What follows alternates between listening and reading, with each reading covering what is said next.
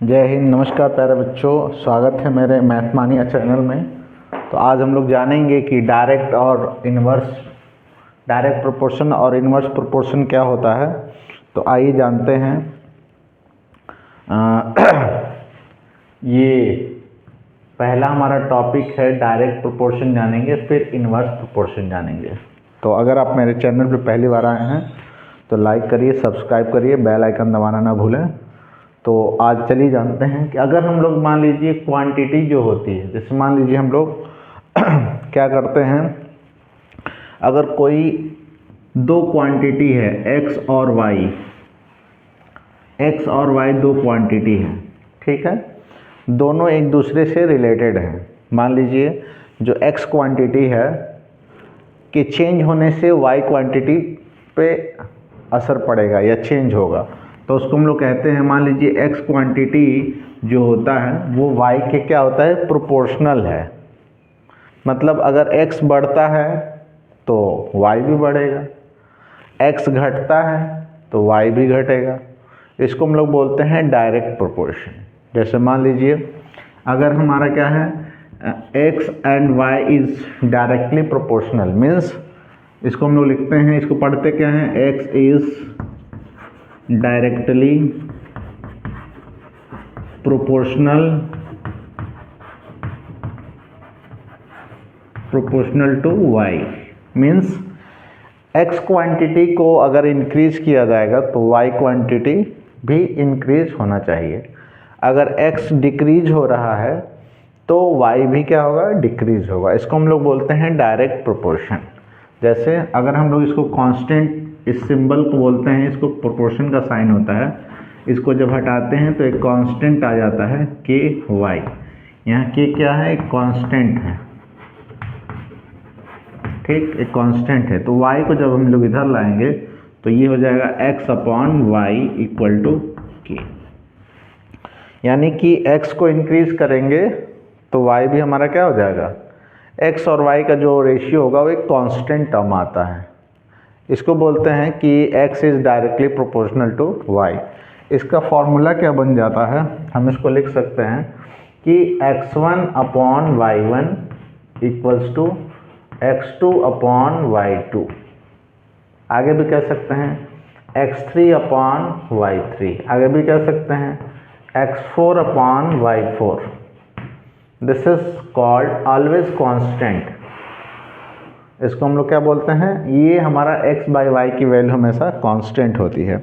इसको हम लोग बोलते हैं x और y जो क्वांटिटी हैं वो डायरेक्टली प्रोपोर्शनल है। यानी कि जो डायरेक्ट प्रोपोर्शन का रूल हो जाएगा वो हमारा क्या हो जाता है, x1 upon y1 equal to x2 upon y2। अगर हम लोग इसको लिखें तो यहाँ से क्रॉस मल्टीप्लाई कर दें तो ये हो जाएगा x1 y2 equal to x2 y1। ये भी हो सकता है, तो आप जो चाहें वो यूज़ कर सकते हैं। यानी कहने का मतलब है कि अगर x क्वांटिटी को इंक्रीज करेंगे तो y क्वांटिटी भी क्या हो जाएगा, हमारा इंक्रीज कर जाएगा। अगर x क्वांटिटी को डिक्रीज करेंगे तो y भी डिक्रीज करेगा। तो हम इसको बोलते हैं डायरेक्ट प्रोपोर्शन। अब देखिए जानते हैं इसका, जैसे मान लीजिए हमने क्या किया, चॉक परचेज किया। मान लीजिए एक डिब्बा परचेज किया तो 100 रुपये का है, 2 डिब्बा परचेज करेंगे तो 200 का हो जाएगा। यानी कि जो क्वांटिटी है डिब्बे, मान लीजिए चॉक का जो डब्बा है वो अगर हम लोग इंक्रीज कर रहे हैं तो उसका प्राइस भी क्या हो रहा है, इंक्रीज हो रहा है। तो यहाँ पर हम क्या समझ सकते हैं कि इसको हम लोग डायरेक्टली कह सकते हैं कि x और y क्या है, डायरेक्ट प्रोपोर्शन में है। अगर ये हो जाए कि x क्वांटिटी के बढ़ने से y घट रहा है तो वहाँ पर हमारा क्या लगता है, इन्वर्स प्रोपोर्शन लगता है। उसको क्या फार्मूला, उसको जानते हैं, पहले उसको रूल को जान लेते हैं फिर क्वेश्चन लगाते हैं। तो यहाँ पर इसको मिटा देते हैं। देखिए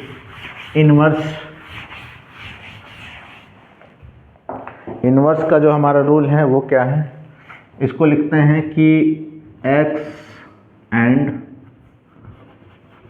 y are in inverse proportion.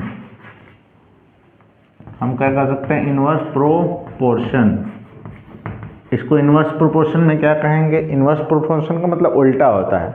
इसको लिखते हैं x is inversely proportional to 1/y। अब देखिए 1/y जो होता है वो इन्वर्सली कहलाता है। अब इसको हम लोग क्या करेंगे, ये जो सिंबल हटाते हैं, प्रोपोर्शन का सिंबल होता है, तो ये जब हम हटाते हैं तो ये कांस्टेंट आ जाता है ऊपर। अब y को अगर हम लोग यहाँ लाएं, क्रॉस मल्टीप्लाई कर दें, तो ये रूल बन जाएगा x y equal to constant, और इसी को हम लोग क्या कहते हैं? इन्वर्स प्रोपोर्शन कहते हैं। इसका जो फॉर्मूला बन जाता है वो होता है x1 y1 equal to x2 y2। तो ये हमारा इन्वर्स प्रोपोर्शन का रूल है कि x1 y1 equal to x2 y2। अब इसमें कैसे पता चलेगा कि हम लोग इन्वर्स लगाएंगे? मान लीजिए कि कुछ फूड आइटम है, यानी खाना है, और सोल्जर के लिए खाना है। अगर मान लीजिए 10 सोल्जर हैं, उनका 20 दिन का खाना चलता है, सपोज कर लीजिए।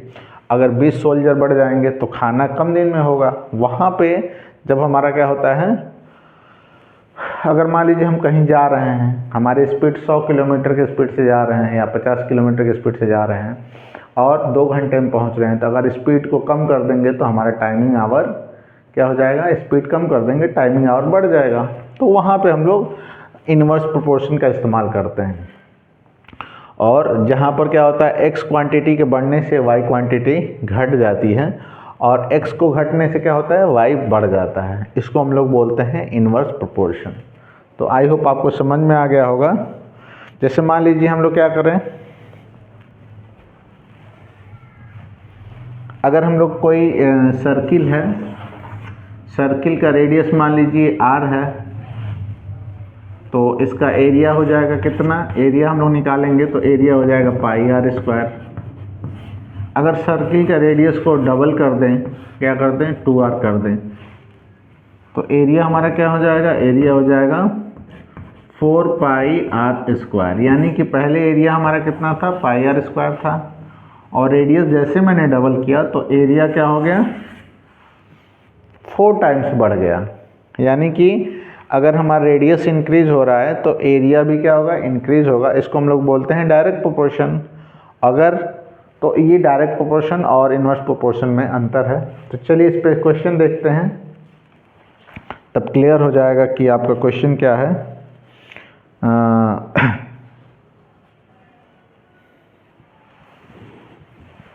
इसको मिटा देते हैं, एक क्वेश्चन देख लेते हैं। क्वेश्चन है कि कोई लाइब्रेरी है,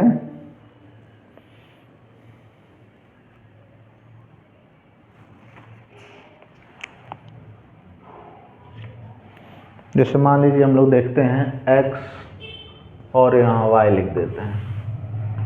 ऐसे पहले सिंपल क्वेश्चन देखते हैं। यहाँ लिखा है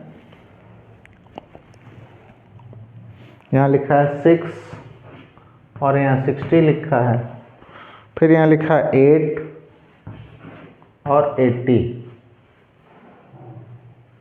ठीक है, अब ये हमारा किस में है? डायरेक्ट प्रोपोर्शन है कि नहीं है? चलिए देखते हैं कि जो हमारा क्वांटिटी दिया है डायरेक्ट प्रोपोर्शन में है कि नहीं, x और y डायरेक्ट में है कि नहीं। तो हम क्या करते हैं, हम लोग लिखते हैं x1/y1 और x2/y2। ये दोनों अगर इक्वल है तो हम कह सकते हैं कि डायरेक्ट में होगा। तो देखिए अब 6 इसको x1 मानेंगे, इसको y1, x2 और y2, तो ये हो जाएगा 6/60 और 8/80। अगर हम लोग दोनों को कटाएंगे तो ये 1/10 हो जाएगा, ये 1/10 हो जाएगा। यानी कि 1/10 और 1/10 दोनों इक्वल हैं। तो ये क्या हो जाएगा? ये हो जाएगा हमारा डायरेक्ट प्रोपोर्शन में ये होगा। तो आप ऐसे इस रूल को समझ सकते हैं। अब इन्वर्स वाला देख लीजिए, इन्वर्स प्रोपोर्शन में क्या होता है उसको भी चेक कर लेते हैं। तो डायरेक्ट प्रोपोर्शन में क्या करते हैं, हमारा अगर ये कंडीशन इक्वल आता है तो हम इसको डायरेक्ट प्रोपोर्शन करते हैं। तो देखिए इसमें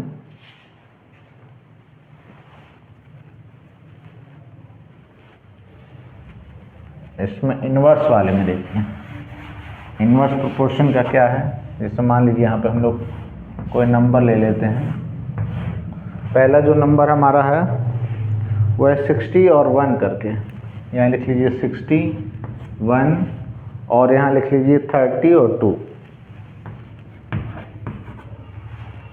ये इन्वर्स में है कि नहीं चेक करते हैं। तो हमारा रूल होता है x1 y1 equal to x2 y2। देखिए x1 ये y1 x2 और ये y2, ये हो जाएगा 60 इंटू 1 और 30 इंटू 2, ये हो जाएगा 60 इक्वल टू 60। तो हमारा क्या हो जाएगा, ये हमारा इन्वर्स प्रोपोर्शन हो जाएगा। इसे बोलते हैं इन्वर्स प्रोपोर्शन। तो आई होप आपको समझ में आ गया होगा डायरेक्ट प्रोपोर्शन और इन्वर्स प्रोपोर्शन। अगले वीडियो में क्वेश्चन हम लोग सॉल्व करेंगे। तो मिलते हैं नेक्स्ट वीडियो में। ऐसे ही मेरे चैनल को देखने के लिए लाइक करें, सब्सक्राइब करें। धन्यवाद।